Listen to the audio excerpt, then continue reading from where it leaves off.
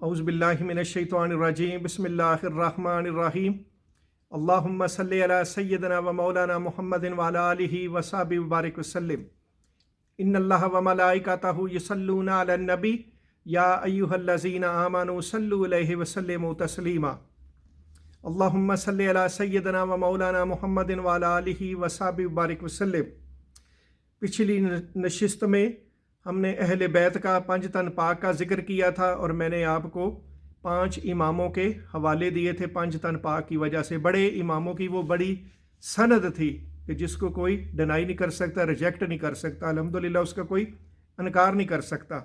तो वो ऐसा सबूत था कल की नशिस्त में, और जिसमें हमने बयान किया था सूरह अहज़ाब की आयत इन्नमा युरीदुल्लाहु लियुज़हिबा अन्कुमुर रिजसा अहलुल बैती व युताहिराकुम ततहीरा, कि ए अहले बैत, अल्लाह पाक तो यही चाहता है कि तुमसे हर किस्म का जो रिजस है, किसी किस्म की भी शैतानी चाल है, वसवसा है, हर तरह का जो नुक्स है और जो गिर्द है, तो अल्लाह पाक वो दूर कर दे और आपको कामल मुकम्मल तहारत दे दे।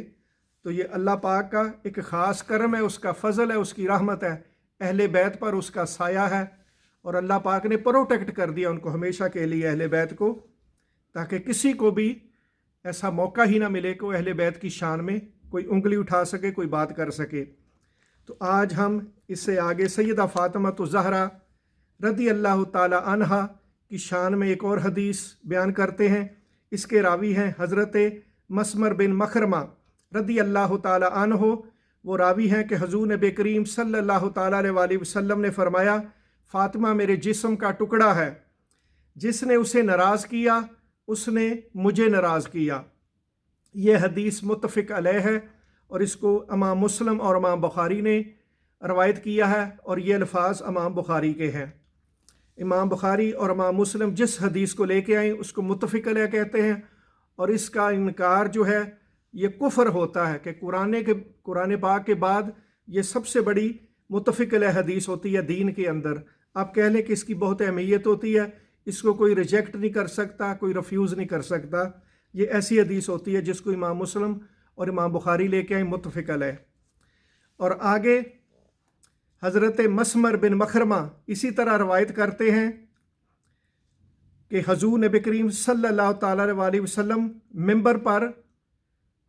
आपने मिंबर पर आका अलैहिस्सलातु वस्सलाम को फरमाते सुना, बनी हशाम बिन मुगीरा ने अपनी बेटी का रिश्ता हज़रत अली करमुल्लाहु वजहु से करने की इजाज़त मांगी आका अलैहिस्सलातु वस्सलाम से कि मैं अपनी बेटी का रिश्ता हज़रत अली के साथ करना चाहता हूँ। तो आका अलैहिस्सलातु वस्सलाम ने फरमाया, मैं उन्हें इजाज़त नहीं देता। ये 3 दफ़ा रिपीट फरमाया कि हरगिज़ मैं उसे इजाज़त नहीं देता, हरगिज़ मैं उसे सलासा 3 दफ़ा मर्रतैन सलासा 3 दफ़ा रिपीट किया कि मैं हरगिज़ इजाज़त नहीं दूंगा। और फरमाया आका अलैहिस्सलातु वस्सलाम ने, मेरी बेटी मेरे जिस्म का हिस्सा है, उसकी परेशानी मुझे परेशान करती है और उसकी तकलीफ़ भी मुझे तकलीफ़ देती है। अल्लाहु अकबर, अल्लाहु अकबर। आका अलैहिस्सलातु वस्सलाम ने फरमाया कि मेरी बेटी की जो परेशानी है वो मेरी परेशानी है, उसकी तकलीफ़ मेरी तकलीफ़ है, तो मैं नहीं ये बर्दाश्त कर सकता कि मेरी बेटी तकलीफ़ उठाए, तो मैं ऐसा हरगिज़ नहीं। और दूसरी आपको बता दूं मैं बात आपके इल्म के लिए कि अल्हम्दुलिल्लाह सैयदा कायनात फ़ातिमा ज़हरा का जो रिश्ता हुआ था हज़रत अली करमुल्लाहु वजहु से निकाह, ये अल्लाह पाक की मर्ज़ी से हुआ था। और जिब्राइल अमीन अलैहिस्सलाम अल्लाह का पैगाम लेके आए थे आका अलैहिस्सलातु वस्सलाम के पास कि अल्लाह ने फ़ैसला किया आप इन दोनों का निकाह कर दें। और दूसरी आपको बड़ी इल्मी बात बताऊं कि 40,000 मलाइका उस मौके पर गवाह थे, निकाह के मौके पर। जब हज़रत फ़ातिमा ज़हरा का निकाह हुआ और हज़रत अली करमुल्लाहु वजहु का निकाह हुआ, तो 40,000 मलाइका as a witness, as a गवाह उस मौके पर मौजूद थे। अल्हम्दुलिल्लाह दुनिया में आपने कितनी शादियाँ देखी हैं, बहुत सारे निकाह देखे होंगे आपने, आप भी कहीं विटनेस होंगे, शाहिद होंगे, गवाह होंगे किसी निकाह के, लेकिन अल्हम्दुलिल्लाह शायद ही कायनात में कोई ऐसी शादी हो जहाँ 40,000। और जब सैयदा कायनात क़यामत के दिन उठेंगी तो उस वक्त भी अहले इल्म ने कहा कि सैयदा 40,000 हूरों के जुर्मट में होगी। ये सैयदा का प्रोटोकॉल होगा अल्हम्दुलिल्लाह, کیونکہ سیدہ کائنات فاطمۃ الزہرا میرے نبی کے جسم کا ٹکڑا ہے۔ تو اسی بات کو ہم نے رات بھی سمجھانے کی کوشش کی تھی پچھلی نشست میں کہ آپ اہل بیت کی اہمیت کو سمجھے۔ وہ اللہ اور اس کے رسول کے پسندیدہ لوگ ہیں، ان کا مقام، ان کا سٹیٹس، ان کی شان، ان کی عظمت، ان کی حرمت، تو آپ اس کو پہچانیں تو پھر آپ کو پتہ ہوگا، ان کی قدر ہوگی کہ اہل بیت کیا ہیں۔ وہ اللہ اور اس کے رسول کے پسندیدہ ہے، تو ہم کبھی بھی ان کو ایسے نہ ٹریٹ کریں جیسے آپ نے دیکھا ہے قرآن پاک میں اللہ پاک نے فرمایا لوگوں کے لیے کہ میرے محبوب صلی اللہ علیہ وسلم کو ایسے نہ بلاؤ جس طرح تم اپنے باپ کو بلاتے ہو، اپنے بابا کو بلاتے ہو، بڑے بھائی کو بلاتے ہو، کسی رشتہ دار کو بلاتے ہو، میرے محبوب کو ایسے نہ بلاؤ، ان کو ادب سے بلاؤ۔ یا رسول اللہ انظر حالنا، یا حبیب اللہ اسما قالنا، آقا ہماری طرف نظر کرم فرمائیں۔ تو اس طرح یہ اہل بیت کا سٹیٹس ہے، ان کی عظمت ہے، ان کی شان ہے جو اللہ پاک نے فکس کی ہے، اللہ کے نبی صلی اللہ علیہ وسلم نے فکس کی ہے۔